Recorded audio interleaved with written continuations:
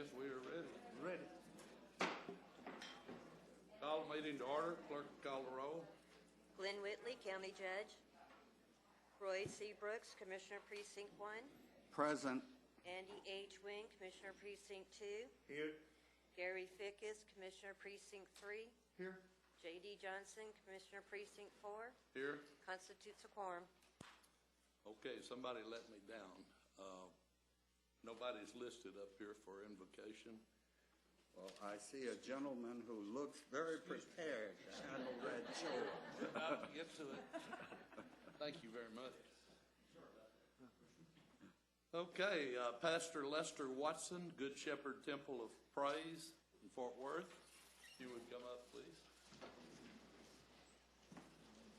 Please remain standing for the pledges after the invocation. With bowed heads, gracious Father, we thank you, first of all, for this day that was not promised to us, dear God, and we want to thank you for all things before we ask you for anything.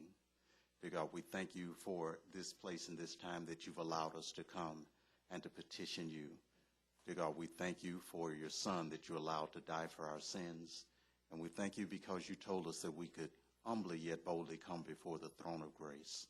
Dear God, we thank you for this great country that we live in. We're asking that you bless each and every state, each and every city, and each and every county. We're asking a special blessing upon this Tarrant County Commissioner's Court on today, asking that you bless the judge in his absence, bless each and every commissioner, dear God. Bless every decision that will be made today. For you told us to follow peace with all men. Therefore, we're asking that this meeting be peaceful, dear God. Anyone that has anything to say or to do, we're asking that you let it be done peacefully. Dear God, we realize that everyone may not disagree, but let no one become disagreeable. Dear God, we're asking that you saturate the very atmosphere in this place with your presence right now. Touch each and every one. We thank you, dear God, for this opportunity that you've allowed us to come and lay these petitions before you. We're asking that you bless and stand on your word, that you said if we ask anything in your Son Jesus' name that you would do. We ask right now and believe. In the name of Jesus we pray. Amen. Amen. I pledge allegiance to the flag of the United States of America and to the republic for which it stands, one nation, under God, indivisible, with liberty and justice for all. Honor the Texas flag. I pledge allegiance to thee, Texas, one state, under God, one and indivisible. Thank you. Thank you. Thank you, Pastor Watson.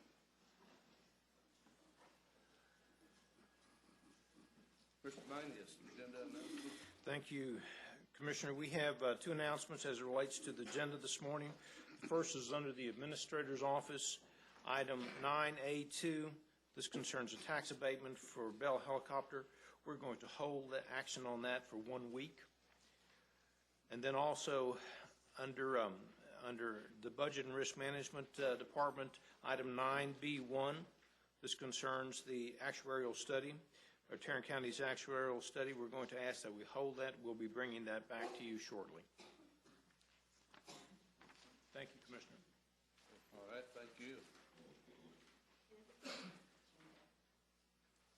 We have our minutes.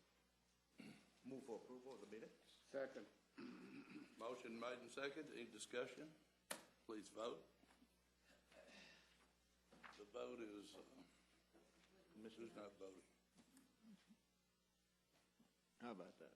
Vote is unanimous. Proclamations and resolutions. We have, Commissioner Brooks, it looks like you have 3 on here.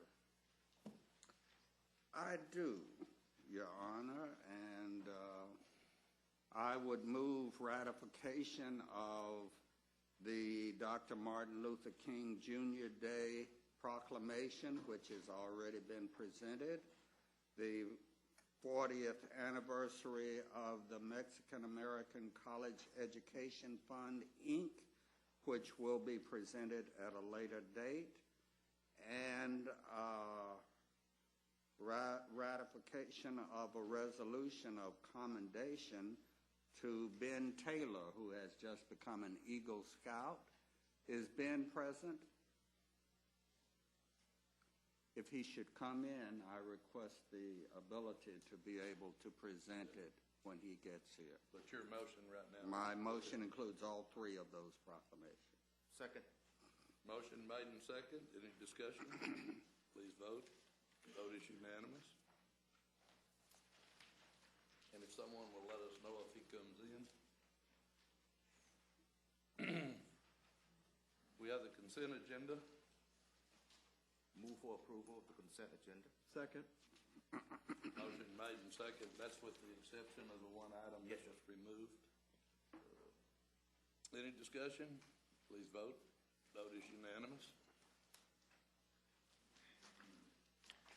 Members of the court, on the administrator's office, we have one additional action item. This is item A1. We're requesting that the court approve an exception to the county's travel policy as it relates to JP Precinct 4. Move for approval. Second. Motion made and second to approve. Any discussion? Please vote. Vote is unanimous. Thank you, Commissioner. Thank you, sir. District Attorney.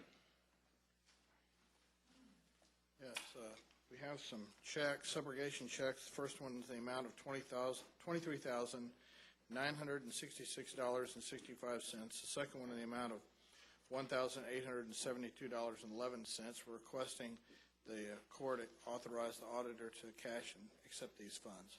Move approval. Second. Motion made and second. Is there any questions or discussion? There being none, please vote. The Vote is unanimous. The second one is a subrogation, a settlement agreement, a very short settlement agreement. It's actually one page in length. We're requesting authorization for the presiding officer on behalf of the county judge to sign the settlement agreement and to accept the auditor to accept the check in the amount of $12,500. Move approval. Second.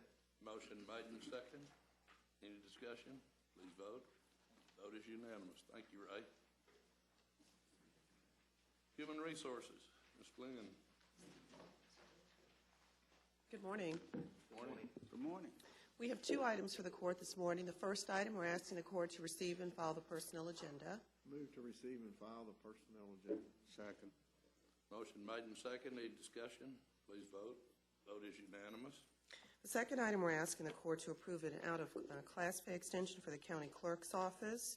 The assistant manager of Vital Records assumed the responsibility of the manager of Vital Records, who resigned back in November of last year. So the county clerk would like permission to continue to compensate this individual for those additional duties through the beginning of May. There is a fiscal impact of approximately $1,400 to the general fund. However, this should be offset by salary savings from the vacated position. Move approval. Second. Motion made and second. Any discussion? There being none, please vote. Vote is unanimous. Thank you. Thank you, team. Public Health, Ms. Brewer.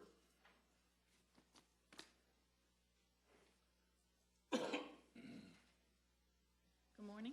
Good morning. Public Health has two items for your approval this morning. The first is a contract with Professor John McKnight for the provision of training regarding community asset building. Move for approval. Second. Motion made and second. Any discussion? Please vote. Vote is unanimous. And our second item is approval of a contract for services with Sandra J. Andrews to perform infant mortality case studies for the Public Health Department. Move approval. Second. Motion made and second. Any discussion? Please vote. Vote is unanimous. Thank you. Purchasing, Mr. Beecham.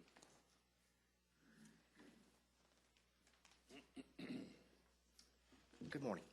Morning. We have three items for your consideration this morning. Our first item is a bid award recommendation for our bid number 2012-035. This is a bid for the purchase of furniture for the new Tarrant County Jail facility. Judge Whitley had requested that we delay this for 1 week to compare to U.S. Community's NACO pricing. We did that. Our Tarrant County prices were considerably cheaper.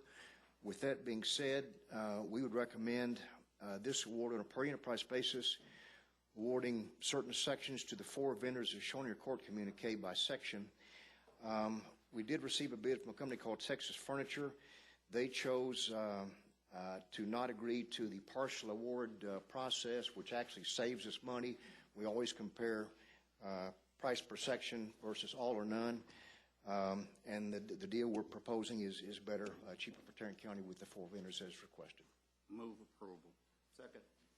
Motion made and second. Any questions? Please vote. Vote is unanimous. Number 2 is another bid award recommendation for bid number 2012-044. This is our annual contract for destruction and disposal of 8-liner machines, CRTs, and mixed electronic recycling, mostly for the Sheriff Department.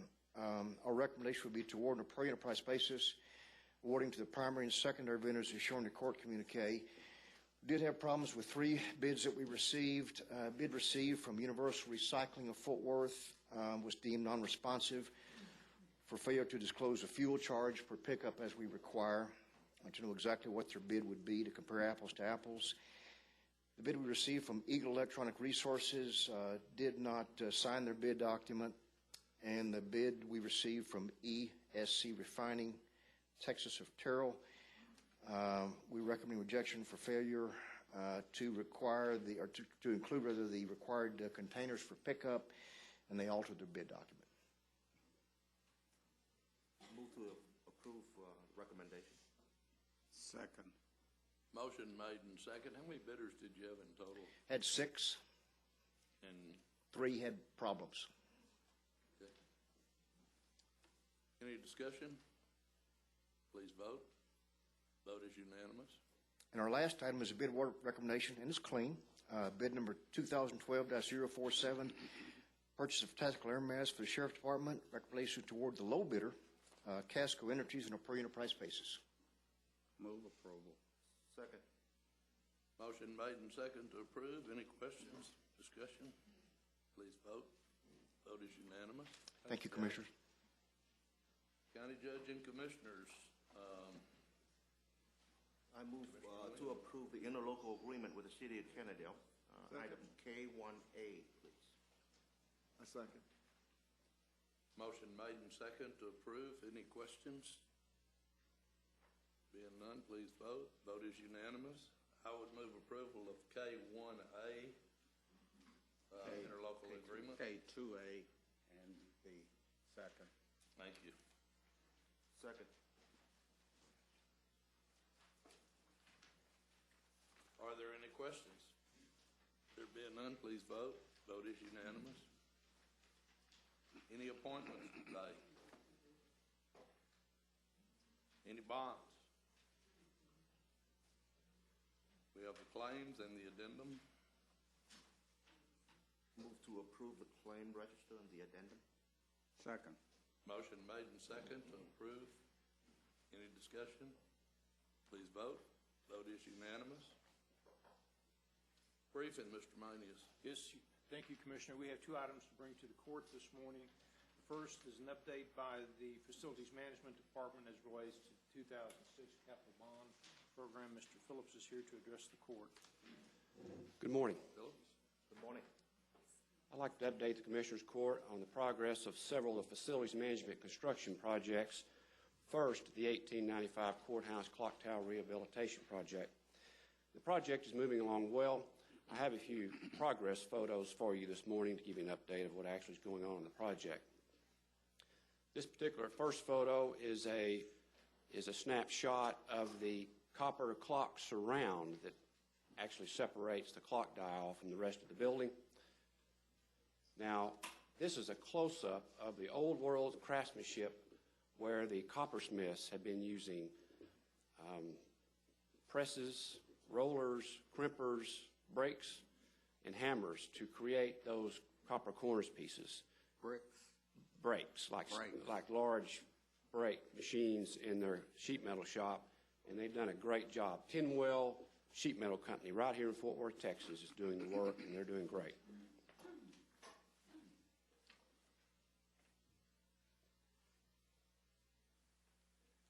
Now, this is a photo of the bottom of the cupola, which is at the top of the dome. This particular photo gives you a snapshot of the 3 layers of the exterior skin of the dome. The first lower layer is the actual stainless steel substrate, and it is actually bolted directly to the superstructure of the dome. The purpose of the stainless steel is nothing more than to provide a structural support for those two layers of the black waterproofing membrane that you see there to keep, and the purpose of the waterproofing membrane is, of course, to keep the water out. And on top of that, we have some Z-clips, which you can't see, which they're behind the copper, but they're Z-clips that stand above the waterproofing membrane, and that allows the copper to attach and to be screwed with stainless steel screws onto the Z-clip. So there's a little space in between the copper and the black waterproofing membrane. They'll take those stainless steel screws and they'll solder over the top of each one for additional waterproofing measures. Here's a photo we took back in 2009, right after we had the end plate fall off the lower balustrade there. I'd like to draw your attention to those pieces below, those flat pieces with the ship's portholes in them. Those are actually cast iron that were painted many, many, many years ago to look like granite. Here's what they look like now. We took all of the lower balustrade cast iron off of the building, tens of thousands of pounds of cast iron. We repaired it, cleaned it, primed it, painted it with a base coat of polyurethane, very strong paint, and the painters came back and took sponges and get some black paint and white paint and did the faux granite finish. That looks wonderful. It's going to look great. It's going to be hard to detect that from a distance. That's not granite. On the inside of the building, this is the lowest level of the clock tower, what we call the attic level. I'd like to draw your attention to that contraption at the bottom, the one with the little yellow bars on it. That is the tension rod frame that connects to these 2-inch long or 2-inch in diameter rods that go back about 10 feet on either side into the superstructure, the brick superstructure up there, and clamp on to this arch, because that arch is built in 1894 and 1895. It's moved around a little bit, and we put this framing system on there to keep it from failing. So it's a very substantial frame. So that's permanent.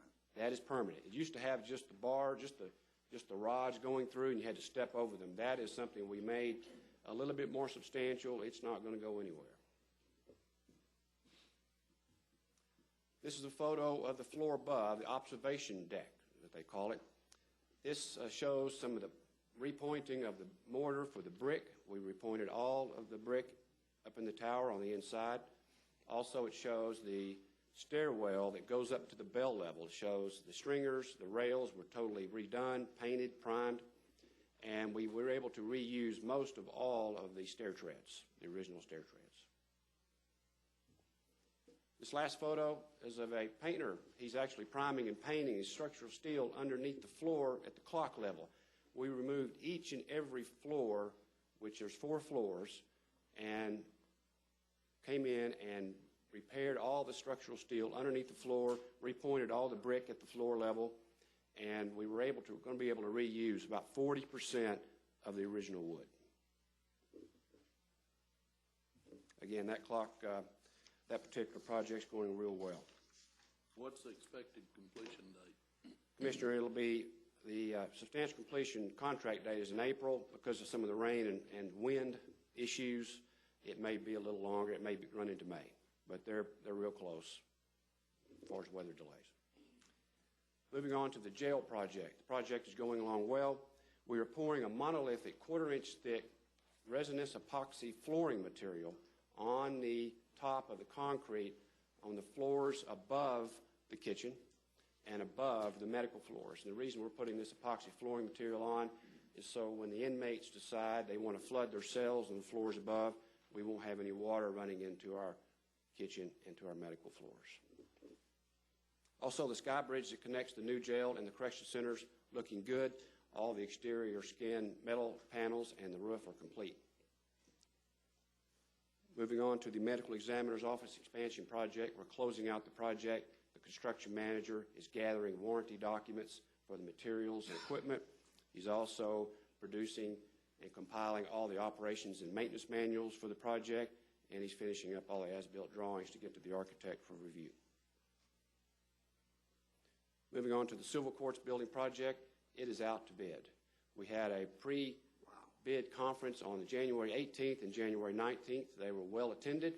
Some of the bidders wanted to go look at the site. We took them on a tour. We actually took some of them to go see the angels that we have boxed up. We have a lot of interest in this project.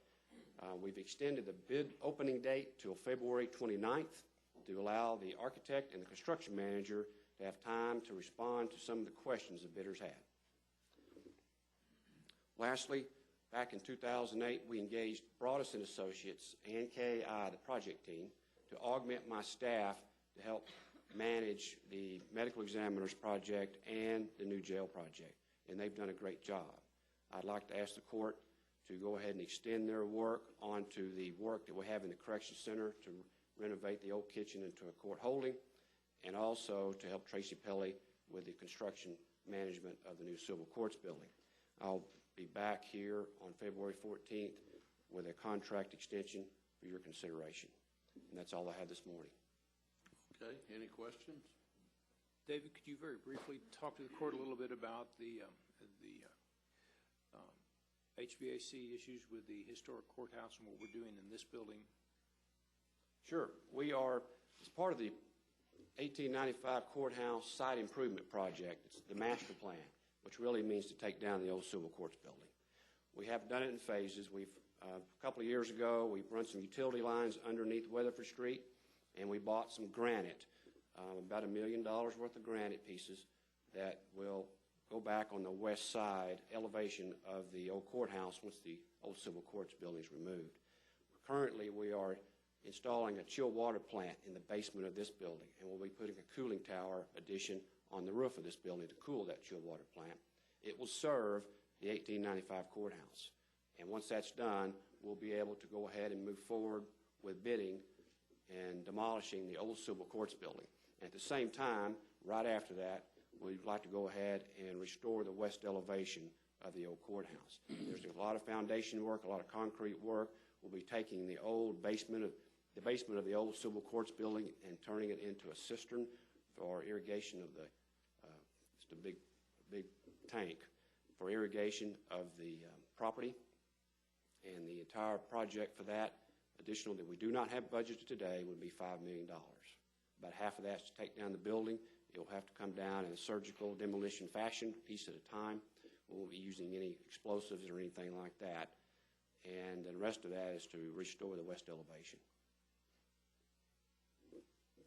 That will lead to the historic courthouse then being as it was when we first was constructed. That's correct. Is there any grant money on that? We have applied, Commissioners, last several years. We haven't made the short list for the grant money. We're not, there's several reasons. We're not in just total disrepair.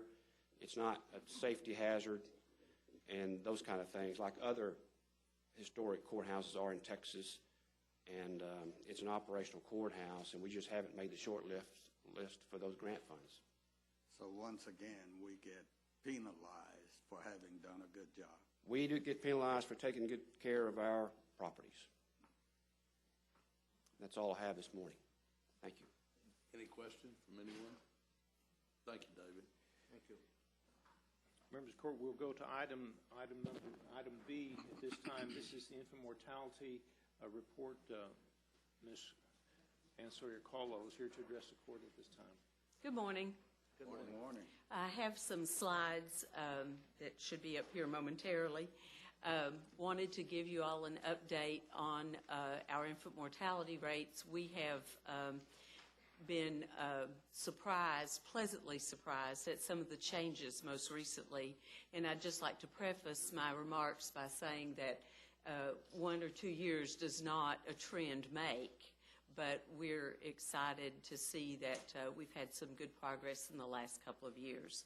So the first slide, if we could have that please, would actually look at the U.S., Texas, and Tarrant County. And Tarrant County does have a higher rate than the whole United States rate and the state of Texas, but you can see that it's been trending down for the last couple of years. And this is 2009 data. And Commissioner Brooks has been involved with us a long time about this and known it's been very hard to get current data. But there's now some interest in infant mortality at the state level, so we're seeing the data come out a whole lot faster, which is very rewarding to those of us who've been working on this topic for a very long time. And so what we see here is that for 2009, our rate was 6.7 here in Tarrant County. The Texas rate 6.0, and the United States rate is 6.4. So, but you can see that it's been dropping down. Now, how do we compare to the other large counties? We have been in the lead. Unfortunately, we're still the red line there, but you can see that on 2009, we actually dropped to number 2 and had Dallas County have a higher rate than we have.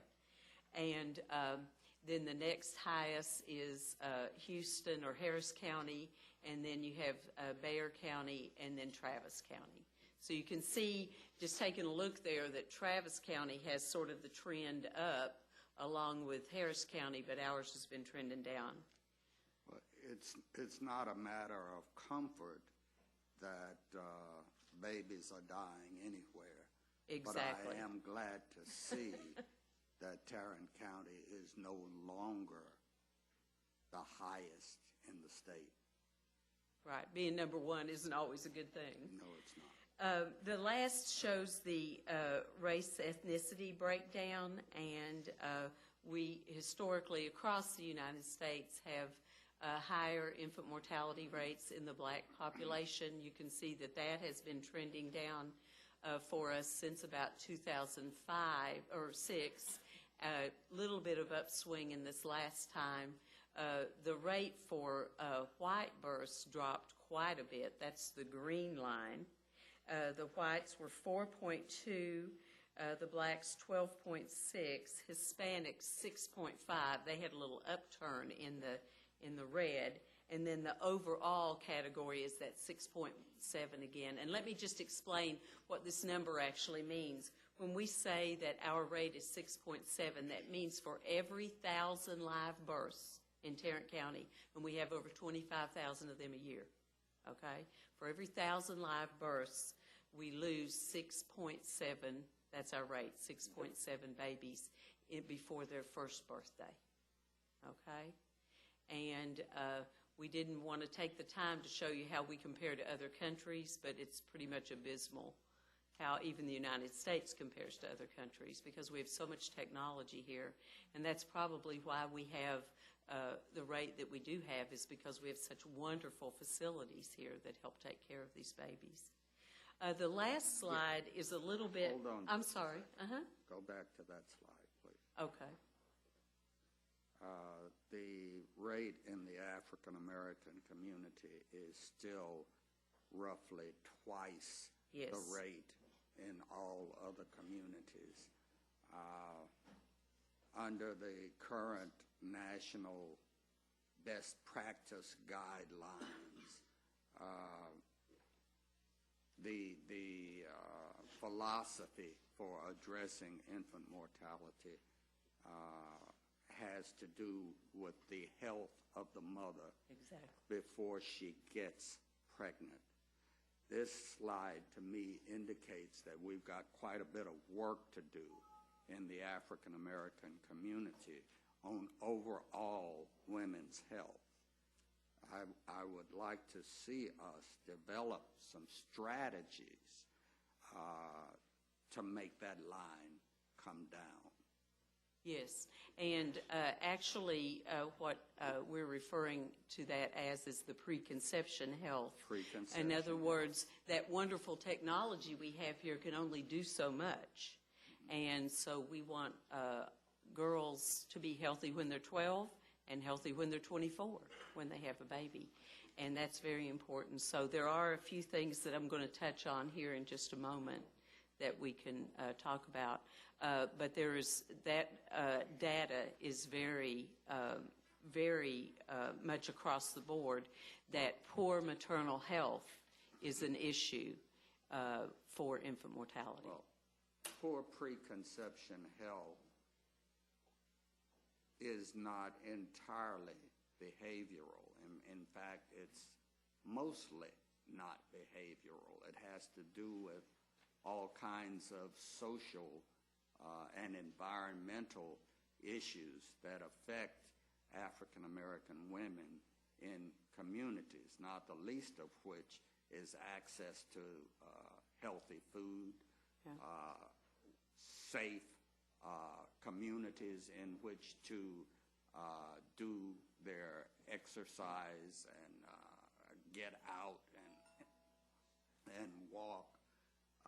It has to do with lack of opportunity and educational attainment. There are all sorts of factors that roll into that kind of a line, and unless we treat it holistically, we're not going to make any progress. Right. And as well, we see for all children that once kids turn 10, nobody takes them for any sort of care.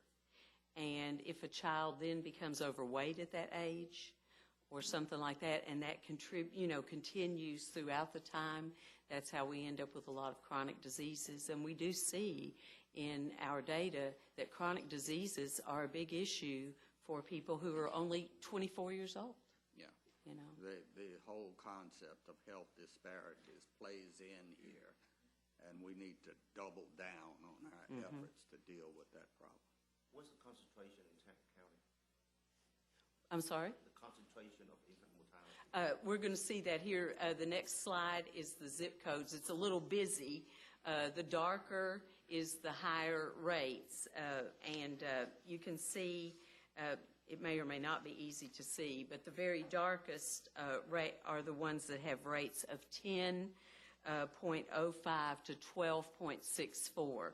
So just to kind of run down those zip codes, not in any order, is 76011, 76014, 76001, 76119, 76105, 76112, 76118, 133, 76116, and 76020. So it's, it's spread out, but there are definitely concentrated areas, like Commissioner Brooks mentioned, where there are grocery store exercise opportunities, safe exercise opportunities, and things like that. So you can see here that these are the areas that have the highest concentration. And I'll tell you that they've changed some over the years, but you all know better than I that people have moved around a lot, and so we've seen some big changes in some of the zip codes. Now, Commissioner Brooks had also said, that focusing not just on when a lady is pregnant, because I know when we first started working on this, we sort of treated pregnancy as an illness, so everybody got attention when they were pregnant, but nobody got any attention 2 years before to have a healthy pregnancy, or 10 years before. And so we have in Tarrant County an infant mortality network, and that's a collaboration of a lot of different healthcare and education institutions. And so we're working with the network. We recently were able to participate in the Commissioner of Health's expert panel on Texas Healthy Babies, and you all have seen not too long ago that we received a grant to mentor fathers. One of the things we didn't talk about was stress, financial stress, and other kinds of stress, and we're working in the Fort Worth ISD and the HEB ISD with some mentors to help with teen fathers, help sort of know their roles, because a lot of them, the schools districts say, don't have anybody to model after. So that's a new thing that we're doing. Of course, the WIC program and the immunization programs work to help babies stay healthy and be born healthy. And then the Nurse-Family Partnership that you all have been very supportive of us. We're one of 11 programs in the state. We just graduated 27 families who had actually participated for over 2 years in the mentoring and education efforts that the nurses that we have make the home visits. And I just want to take a couple of minutes for one of the ladies who just graduated from the program and her nurse to come up here. Sladana Dekek is here. Come on up, Sladana. And Barbara Steen is her nurse, and she's just going to take a couple of minutes to tell you what this program has meant to her. And we really appreciate your all's support because it's a program that has reached a lot of families. Sladana, it's good to see you again. Hello. I didn't anticipate such a crowd today. My name is Sladana Dekich, and I was fortunate enough to be part of the Nurse Family Partnership. I was actually during headlights whenever I found out I was pregnant. I'm a refugee from Bosnia. I came here alone, so I was raised in foster care, and after foster care, I literally was just on my own.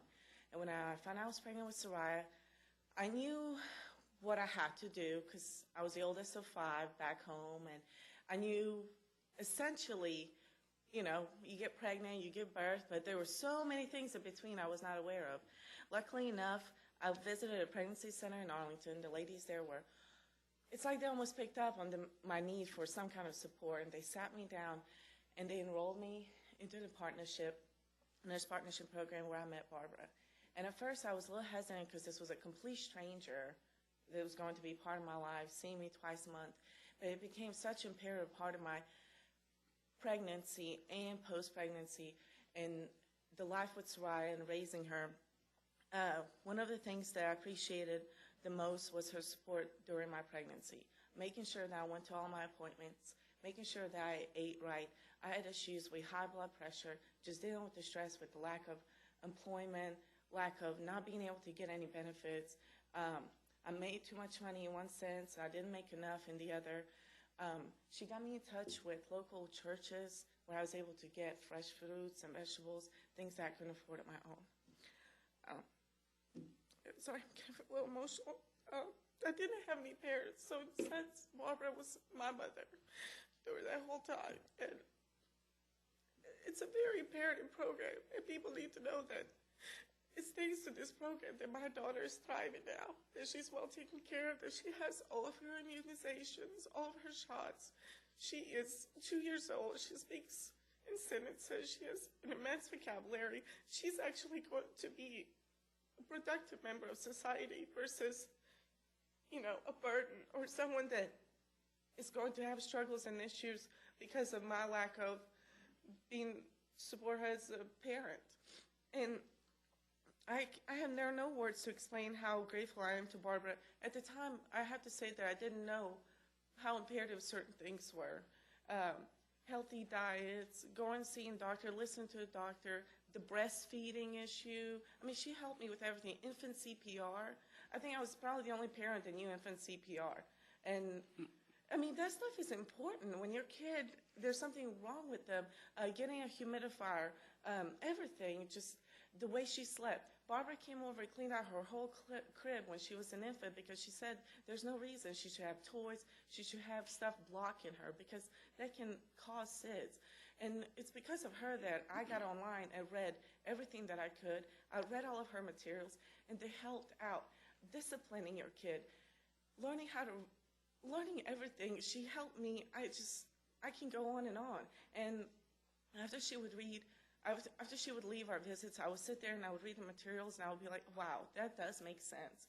Especially when Soraya started getting older, and I was struggling being a full-time mom and a full-time job, and you know how kids are, the terrible twos, and even the disciplining. She told me, like, how do you feel when she does certain things? And it was important to have someone there that was completely unbiased, you know, wasn't your parent, wasn't a family member that was constantly, you know, badgering you. It was just a very calm and serene and supportive relationship, and my daughter and I are extremely grateful for it. I'm extremely grateful for this program. Y'all have any questions? I want to thank you for your courage in getting up here this morning and making that presentation, and congratulate you once again for having made the decision to enter the program in the first place. I know that a 2-year-long program is not an easy thing. It was an overwhelming commitment at the time, but now I wish I could participate in other ways because I see how important it is, especially learning about the infant mortality rate and reading everything online.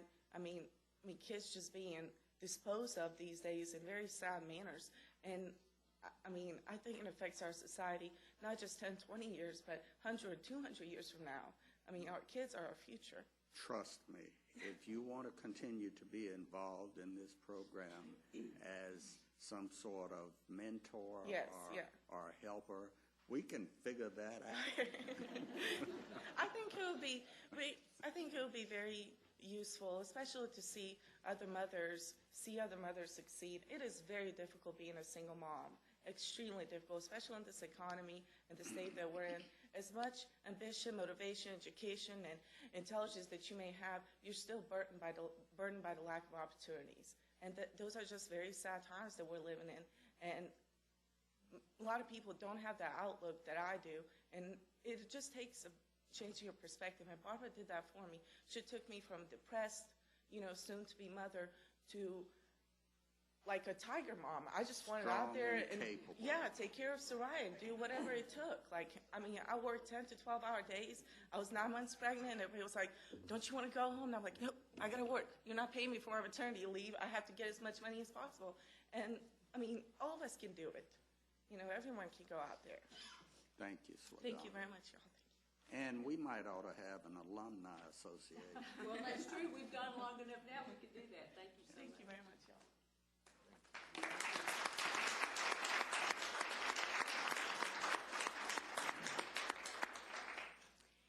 And I just want to switch gears for just a second. She mentioned immunizations, and I did too. There'll be a press release this afternoon about some changes in the immunization program, and we want you all to know about that. Due to the tight budgets that we all know about at the state, they're sort of depending just on federal money now for the Vaccine for Children program. So now if someone comes into the health department and they're fully insured, in other words, have coverage for vaccines, they will not be able to get vaccines from us, okay? The people who can get vaccines are people who receive Medicaid, because this is Medicaid-funded vaccine, people who are on the CHIP program, and people who may have insurance but are underinsured in that their insurance doesn't cover vaccines, okay? So that's a big change. We have to do a screen. That's not our call. That's the state's call. We'll need to monitor this as we go forward and see what impact it has on our community. And the state feels the same way. It's just a dollars and cents kind of thing. Okay? So just wanted to let y'all know about that. Thank you for your time. Surely. Thank you. Commissioner Johnson, if we could, just an inquiry, and it's really to Commissioner Wynn. When you made the motion as it relates to the interlocal agreement with the City of Kennedale, that's K1, you made the motion for A. Did you intend to include both A and B? Right. Okay, if the clerk will reflect that in the minutes. That's all we have at this time, Commissioner. Okay. Any other comments? I'd just like to comment on the Nurse Family Partnership Program. That is just one tool in our toolbox to deal with infant mortality. There are a lot of community-wide efforts that constitute this community's response. Nurse Family Partnership is one of the more visible, but certainly there are many, many others. I have enjoyed chairing that program for the last, since its inception, and serving on its statewide advisory board with Councilwoman Catherine Wildman from Arlington as well. We are the two representatives from this community to the statewide board. Okay. Thank you, Commissioners. Did Mr. Ben Taylor ever make the scene? No. I guess not. Okay, pursuant to Section 551071072, 074, 076, and 087 of the Texas Government Code, we will recess to closed session and return at the conclusion of that meeting. Thank you.